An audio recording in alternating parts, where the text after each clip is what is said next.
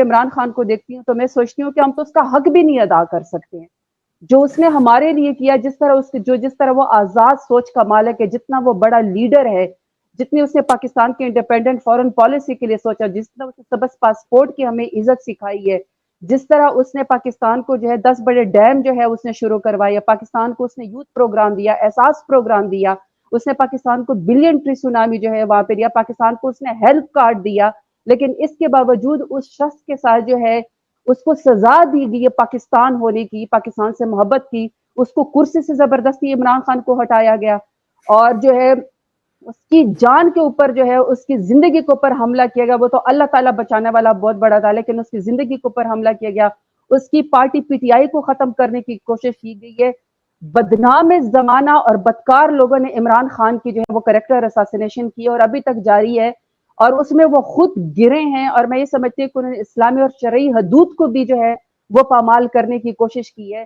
کال کوٹری کے اندر انہوں نے خان صاحب کو بند کر دیا، اور خان صاحب کو جو ہے انصاف کی فراہمی نہیں ہو رہی ہے. لیکن اس کے باوجود بھی جب میں اپنے لیڈر عمران خان کو سوچتی ہوں، اس کا حوصلہ بلند ہے، وہ پاکستان سے محبت کرتا ہے. وہ کتنا بڑا لیڈر ہوگا، کتنا جیدار اور بہادر ہوگا، پتہ نہیں کس میں سمجھتی ہوں کہ ماں نے جو ہے وہ عمران خان کو پیدا کیا ہوگا.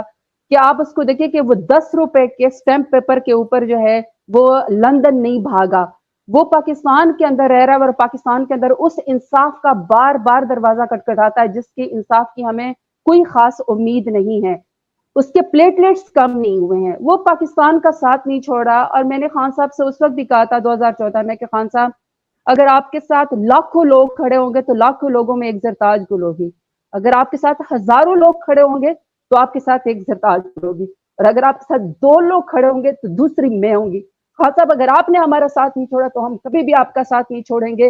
اور عوام نے بھی آپ کو کہہ دیا، عوام نے بھی آپ کو کہہ دیا کہ ہمارا ووٹ اس شخص کا ہے جو اقوام متحدہ میں کھڑے ہو کے کہتا ہے کہ پروفٹ محمد ہمارے دلوں میں رہتے ہیں. اور میری بھی یہ ایمان کا حصہ ہے کہ خان صاحب جو ننگے پیر مدینہ کی گلیوں میں اترتا ہے کہ کہیں حب رسول میں، شان رسول میں کہیں کوئی کمی نہ آ جائے.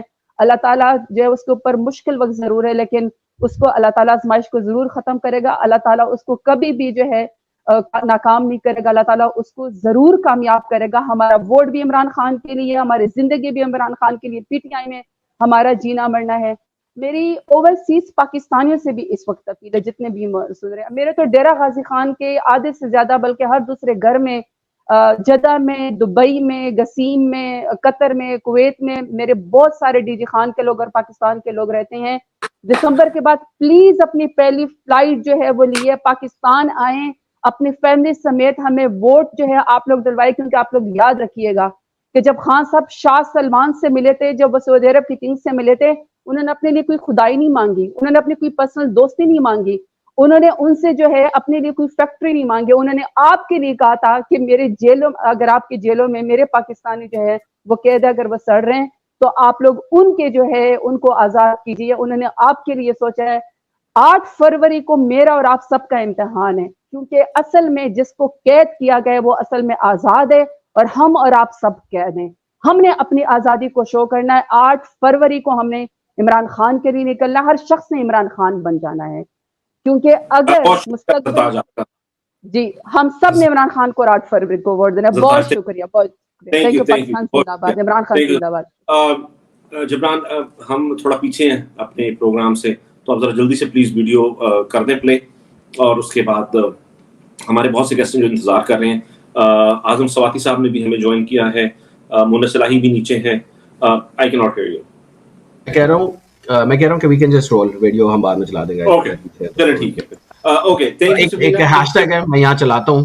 اگر اس پہ اگر آپ لوگ اس کو سیو کر لیں اور اس کو دیکھے گا، اس پہ تو مطلب ان گنت ویڈیو ہیں مے 9 فالس فلیگ کی. میں چاہتا ہوں سب دیکھیں، بکاز ایک لاجیکلی سینس نہیں بنتا نا. جو بندہ 26 سال پیسفل رہا ہے، گولی چل گئی اس پہ، اس دن بھی پیسفل، تو یہ کیوں ہمیں ضرورت پڑنی نہیں تھی. اور ایک اور بات، جس کو پتا ہوتا ہے نا کہ اس کو جیتنا الیکشن، وہ اس طرح کی نہیں کرتا، جلاؤ گھیراؤ نہیں کرتا.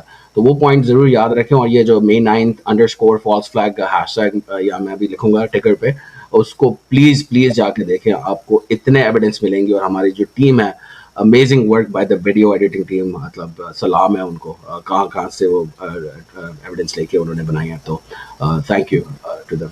चले, बहुत शुक्रिया आपका। Ahmad, over to you. ज़रताज, आपका बहुत शुक्रिया। सकीना, आपका बहुत शुक्रिया। थैंक यू जी, बहुत शुक्रिया, थैंक यू सो मच जी। अस्सलाम वालेकुम एवरीबॉडी, बिस्मिल्लाहिर्रहमानिर्रहीम। आज मुझे बहुत खुशी है कि मैं आप लोगों के साथ यहाँ मौजूद हूँ और बहुत फ़ख्र भी है। ये तारीखी दिन है, यकीनन सबने इसके बारे में बात की है। आज जिनको मैं इंट्रोड्यूस कर रहा हूँ वो देखें, पाकिस्तान में जब ये रेजिम चेंज ऑपरेशन हुआ उसके बाद जो फस्तायत थी और जो लोगों पर जुल्म हुआ, उसके अलावा एक और जुल्म जो हुआ वो माशी जुल्म हुआ, लोगों का माशी इस्तेहसाल हुआ, इन्फ्लेशन, अनएम्प्लॉयमेंट, आप जिस भी एक्सपोर्ट्स, इंडस्ट्रियल आउटपुट, जिस भी आप इकोनॉमिक इंडिकेटर की बात करें उसमें डिक्लाइन आया।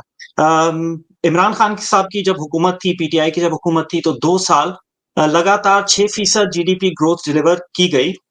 उस इकोनॉमिक इंजन और थिंक टैंक के ब्रेन्स में से एक ब्रेन थे मुजम्मिल असलम साहब। और मुजम्मिल असलम की जो मुझे सबसे अच्छी बात लगती है वो ये है कि इकोनॉमिक कॉन्सेप्ट्स जो हैं, जो इक्तिसादियात की जो बातें हैं, वो बड़ी मुश्किल से आम लोगों को समझ आती हैं, लेकिन उन्होंने बहुत ही सिंपल तरीके से और बहुत ही अवामी अंदाज में लोगों के जहनों में ये बात डाल दी कि मईशत कितनी ज़रूरी है, और मईशत के जो की कॉन्सेप्ट्स हैं जो आम लोगों की समझ में नहीं आते थे, वो बड़ी उन्होंने सक्सेसफुली एक्सप्लेन किए हैं। तो really glad to be introducing him, Muzammil Aslam साहब।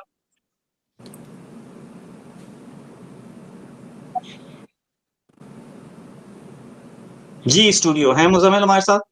जी जी।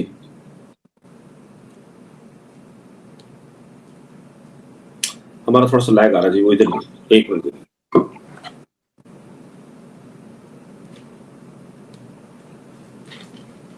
चलिए, जब तक मुजम्मिल कनेक्ट करते हैं, हम थोड़ी सी इसकी बात कर लेते हैं इकोनॉमी की। एक्सपोर्ट्स और फॉरेन रेमिटेंसेस, ये 2 सक्सेसेस थी पीटीआई की हुकूमत की। जब इमरान खान साहब को हुकूमत मिली, उस वक्त हमारे जो एक्टिविस्ट को वहां ये इस हुकूमत की और तमाम रियासतीदारों की एक नाकामी है कि मुल्क की सबसे बड़ी जमात आज वर्चुअल जलसा करने पे मजबूर है, जिसके पीछे पूरी कौम खड़ी है, वो आज जंदान में पड़ा है। कहा जाता है अली मोहम्मद को इमरान खान का नाम मत लो। किसका नाम लूं? मियां साहब का नाम लूं?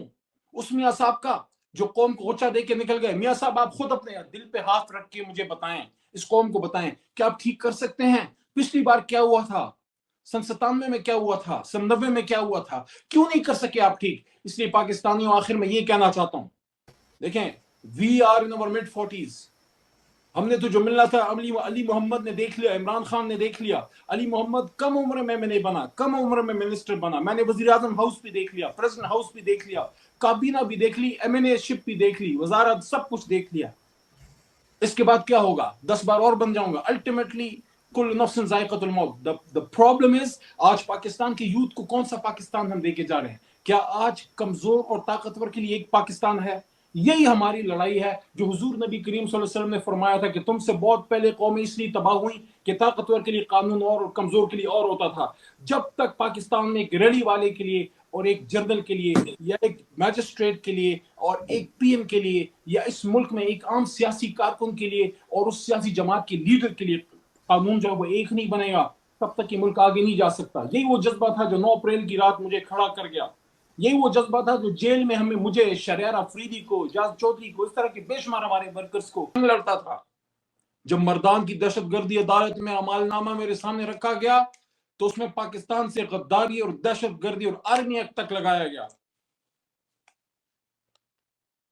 अगर पाकिस्तान ने ऐसे आगे जाना है कि मुहब्ब वतन पाकिस्तानी जो अपने सीनों पे पाकिस्तान का झंडा लगाते हैं, आप उनको दीवार से लगाते हो कि आप पाकिस्तानी नहीं, आप मुहब्ब वतन नहीं है, आप गद्दार हैं।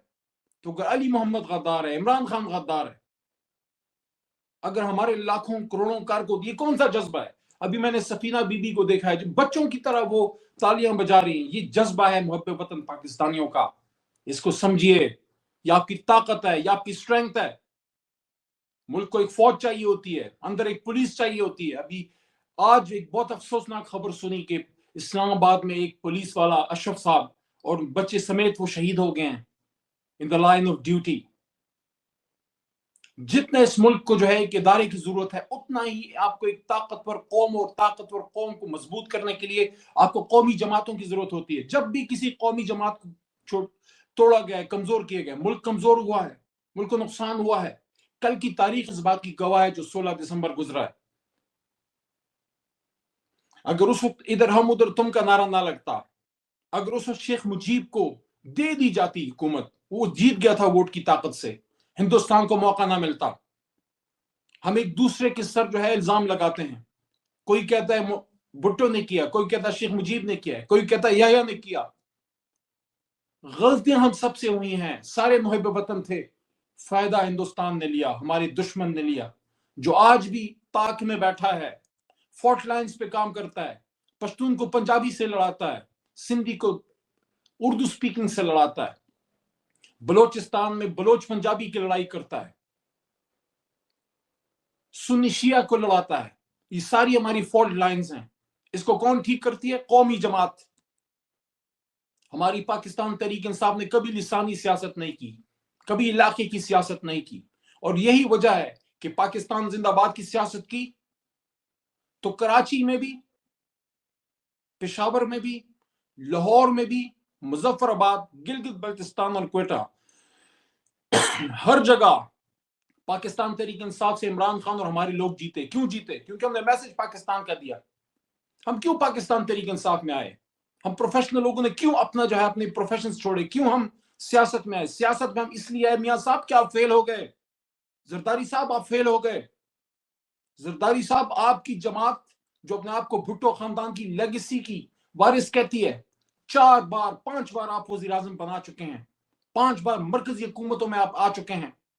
71-72 میں بھٹو صاحب، 88 میں بی بی شہید، 96 میں پھر 93 میں پھر بی بی شہید، 2008 میں پھر پیپلز پارٹی زرداری صاحب کے ذریعے، 2002 میں بھی جب آئے، پیٹریاٹ جب ٹوٹی، نون جب ٹوٹی، کیو لیگ بنی، وہ بھی پیپلز پارٹی نون لیگ کا مرکب تھی.